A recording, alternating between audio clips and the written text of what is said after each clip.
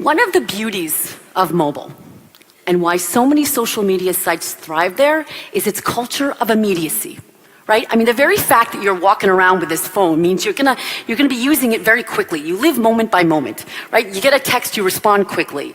You send an email, you don't worry about spelling errors, right? You see something, you take a picture of it, you send it out. It's about the here and now.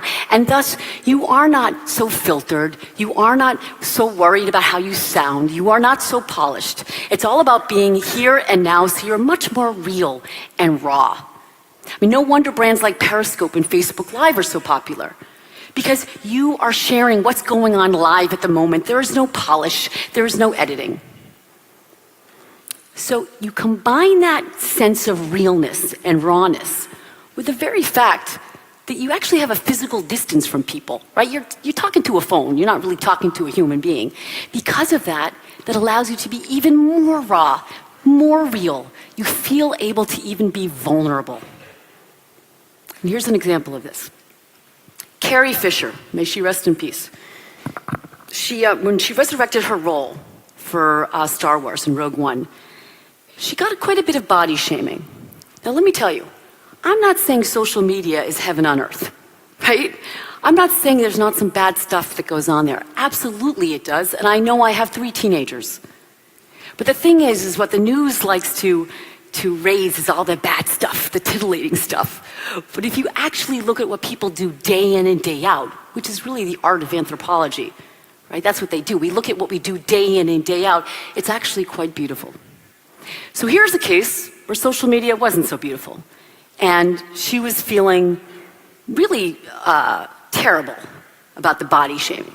But what did she do? She didn't hide in her villa in LA or write some well-scripted op-ed. No, she gets back onto Twitter and she is raw and she is real and she is vulnerable and she says, please stop debating whether or not I've aged. And then goes on, you can read the tweet, and then she says, blow us.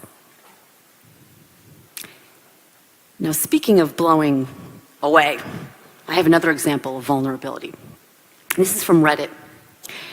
And I'll tell you the story, you don't have to read the script, but basically what happened was this woman gets onto Reddit to tell her friends in social media that she was abused by her husband the day before. Or her boyfriend the day before. I mean, already, talk about vulnerable.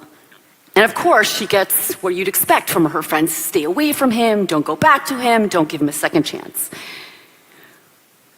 But here's what really blew me away, was that a gentleman joins the conversation and he says, you must stay away from him, you must not give him a second chance. I know because he will do it again. And I know for a fact that he will because I was an abuser.